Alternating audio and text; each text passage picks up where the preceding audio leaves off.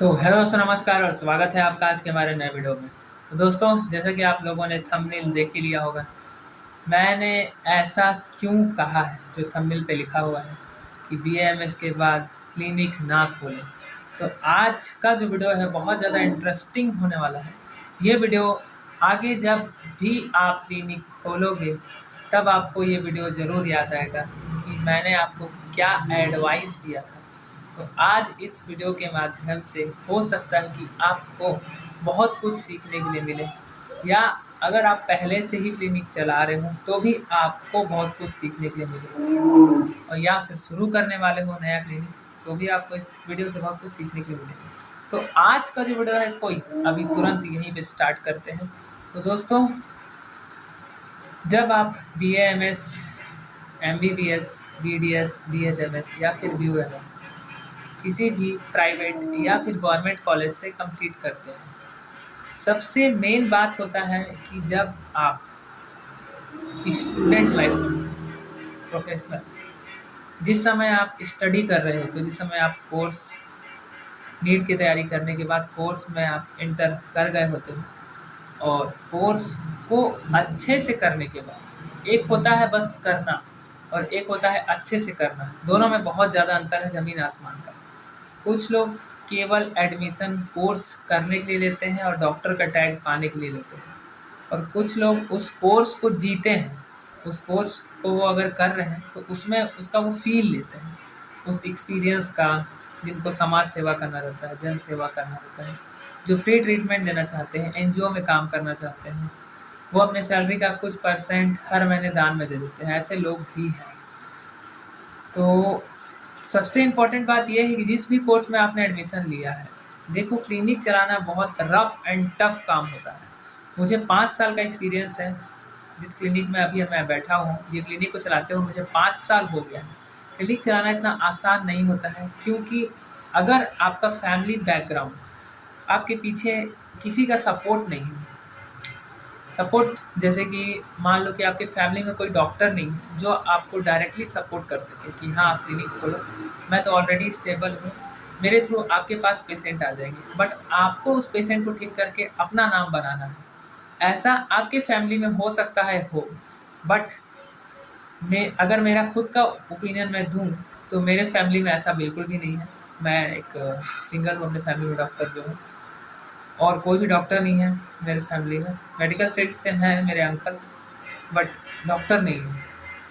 तो बहुत ज़्यादा रफ एंड टफ हो जाता है, यहाँ पे स्ट्रगल बहुत ज़्यादा करना पड़ता है। अब कैसे?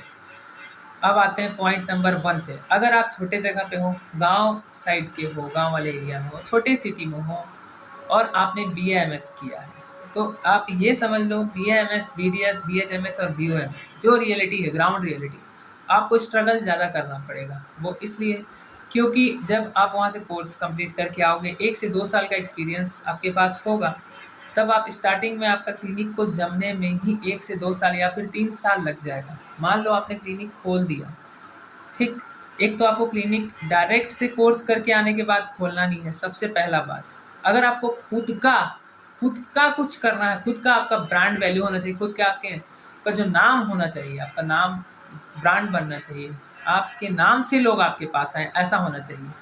देखो, पापा के नाम पे क्लिनिक चलाना, वो तो पापा ऑलरेडी मेहनत कर चुके हैं, उसको आप हैंडल करोगे। देखा जाए तो ऐसे सही भी है, बट उसको हैंडल करने में उतना मजा नहीं जितना अपने खुद के नाम पे जितना मजा है। तो प्राइवेट हॉस्पिटल की ड्यूटी करने के बाद कुछ पैसा आपको सेव करना है, उस पैसे को सेव करके खुद के स्किल को इम्प्रूव करना है आयुर्वेदा फील्ड में। उसके बाद ही आपको खुद का प्राइवेट क्लिनिक खोलना है।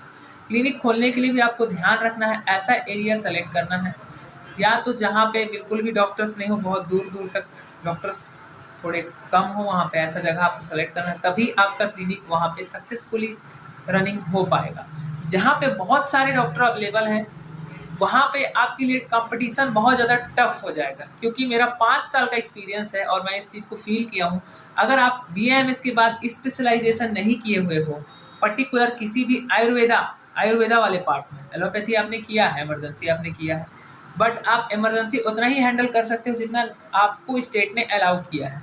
अब आपको ध्यान ये रखना है कि आपका क्लिनिक ना तो एकदम सिटी में होना चाहिए, ना तो एकदम गाँव में होना चाहिए, या तो फिर ऐसे जगह में आप खोलो, या तो बहुत अंदर ही खोलो जहाँ पे एकदम ही सर्विस ना हो, आप ही एकमात्र वहाँ पे डॉक्टर हो और आपके आसपास 4-5 हज़ार का आबादी हो, पॉपुलेशन हो, वहाँ पे आपका क्लिनिक बहुत अच्छा रन करेगा। आराम से 40-50 या फिर 60 पेशेंट आ जाएंगे। मेरा जो ये क्लिनिक है यहाँ पे 10-15 या फिर मैक्सिमम 20-22 पेशेंट ही आते हैं, उससे ज़्यादा पेशेंट यहाँ पे नहीं आ पाते हैं, जो रियलिटी है।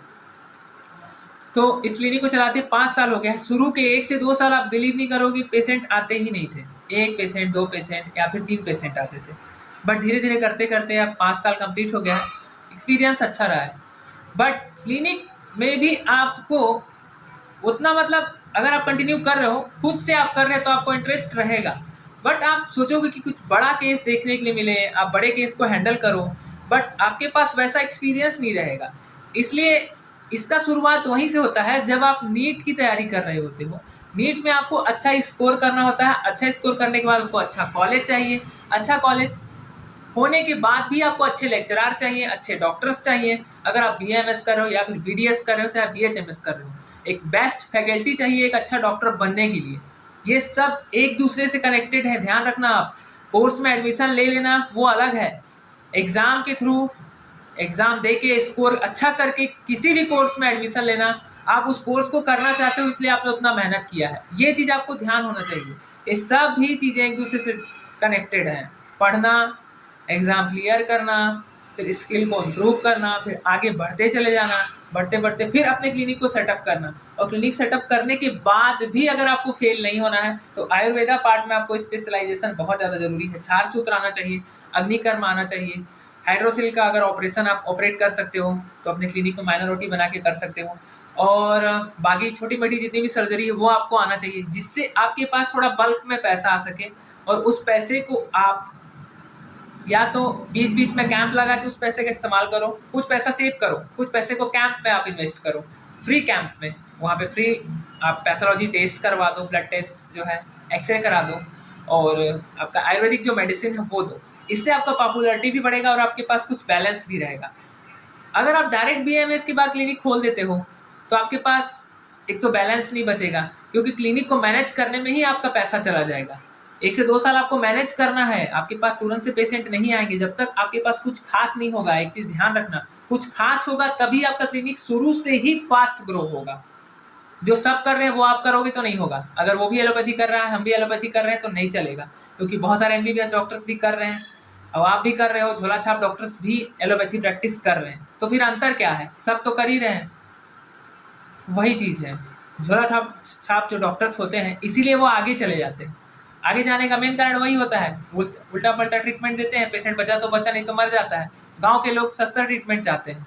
अगर आप एलोपैथी प्रैक्टिस भी कर रहे हो आपके स्टेट के रेगुलेशन के हिसाब से, तो भी आपको ध्यान रखना है कि आपका जो लिमिट है उस लिमिट तक ही रहो। आप किसी हॉस्पिटल के अंदर अगर काम कर रहे हो आप, तो वहाँ पे आप उस हॉस्पिटल के हिसाब से मेडिसिन दे सकते हो, अनलिमिटेड जितना आपको देना है उस केस के हिसाब से। तो कहने का मतलब यही है कि तुरंत BAMS के बाद क्लिनिक खोलना बिल्कुल एकदम मूर्खता है। तुरंत से नहीं खोलना, क्योंकि आप फंस जाओगे, स्टक हो जाओगे आप। फिर आपको समझ नहीं आएगा कि आगे कैसे किया जाए। फिर आप बंध जाओगे 9 से लेके 2 बजे तक, 2 बजे से लेके फिर आप 1-2 घंटा गैप लोगे, फिर 4 बजे से लेकर रात के 9 बजे तक दूसरा कुछ काम नहीं कर पाओगे। छोटे जगह में हॉस्पिटल नहीं होते, क्लिनिक के अलावा कोई ऑप्शन नहीं होगा। NGO भी छोटे जगह में बहुत कम ही होता है। बड़े जगह जो डेवलप होता है वहाँ पे हॉस्पिटल्स होते हैं, वहाँ पे आप पार्ट टाइम हॉस्पिटल करके कुछ पैसा सेव कर सकते हो, खुद के स्किल को इम्प्रूव कर सकते हो। आयुर्वेदा पार्ट में, एलोपैथी पार्ट में, इमरजेंसी फील्ड में, किसी भी फील्ड में आप मतलब ग्रो कर सकते हो।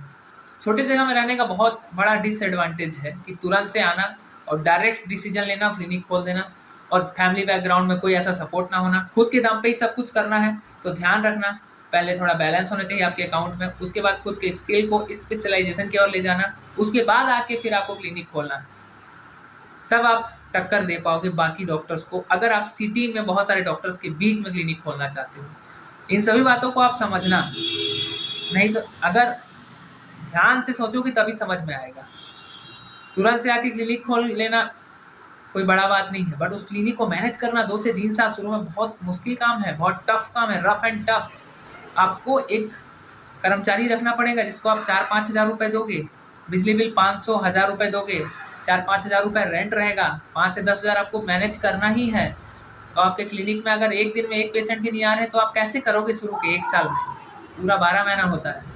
तो ये जो एक्सपीरियंस है मैंने क्लिनिक से ही लिया है और आप लोगों के साथ शेयर कर रहा हूँ। तो आपको ध्यान रखना है, तुरंत से क्लिनिक नहीं खोलना है, कुछ पैसा सेव करना है, सेव करने के बाद खुद को इम्प्रूव करना है, इम्प्रूव करते जाना है। एक समय के बाद एक अच्छे जगह का सिलेक्शन करना है जो सिटी से थोड़ा आउट में हो, गाँव वाला एरिया हो, और वहाँ पे डॉक्टर्स, बिल्कुल वहाँ पे डॉक्टर्स का कमी हो, जहाँ पे डॉक्टर्स नहीं हो, वहाँ पे आप 50, 60 या फिर 100 पेशेंट्स देख सकते हो। ऐसा मेरा खुद का, मेरे सर भी हैं जो कर रहे हैं। वो अपने मेन सिटी से मतलब समझ लो 10-15 किलोमीटर दूर है और डेली उनके पास 60 से 70 ओपीडी रहता है। एक दिन का 10 से 15 हज़ार कहीं नहीं गया है। तो ये सभी चीज़ें आपको खुद के कॉलेज में देखने से सीखने, जब सीखोगे आप ना, सीखने की कोशिश करते रहो। जहाँ पे जो मिल रहा है वहाँ पे आप जाओ, देखो कि वो क्यों फेल हुए, क्यों वो सक्सेस नहीं हो पाए, ऐसा क्यों है कि 20 पेशेंट ही आए, 20 से 40 क्यों नहीं हुआ, कुछ तो रीजन होगा ना। उस रीजन को खोजो आप, यहीं पे स्टार्ट होगा, फिर आप ग्रो करना यहीं से स्टार्ट करोगे। तो आज का वीडियो आपको कैसा लगा कमेंट बॉक्स में कमेंट करके जरूर बताइएगा, क्योंकि ये टॉपिक बहुत ज़्यादा इंपॉर्टेंट है और बार बार कमेंट बॉक्स में ये आता है और इंस्टाग्राम पे भी बहुत सारे डॉक्टर्स पूछते रहते हैं कि क्लिनिक कैसे चलाएं, आपका क्लिनिक है या फिर नहीं है। क्लिनिक है मेरा और अच्छा खासा चल रहा है, ना तो ज़्यादा अप है ना तो ज़्यादा डाउन है, मीडियम पे चल रहा है। बाकी जॉब भी है, तो प्राइवेट हॉस्पिटल का एक्सपीरियंस तो है ही। तो आज का वीडियो आपको कैसा लगा कमेंट बॉक्स में कमेंट करके जरूर बताइएगा।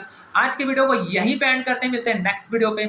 अगर आपके कुछ डाउट्स हो मेडिकल कोर्स को लेके तो बिल्कुल डिस्क्रिप्शन पे इंस्टा का लिंक है, आप वहाँ पे अपने डाउट्स पूछ सकते हैं, चाहे वो प्राइवेट हॉस्पिटल को लेकर हो, चाहे क्लिनिक हो, चाहे इमरजेंसी में क्लिनिक में ड्यूटी करने को हो, या फिर एनजीओ में ड्यूटी अगर आप ज्वाइन करना चाहते हो, किसी भी फील्ड में अगर आप ज्वाइन करना चाहते हो, चाहे गवर्नमेंट, चाहे प्राइवेट, चाहे एनजीओ में, तो आप बिल्कुल मुझसे पूछ सकते हैं, मुझसे सलाह ले सकते हैं इंस्टाग्राम पे।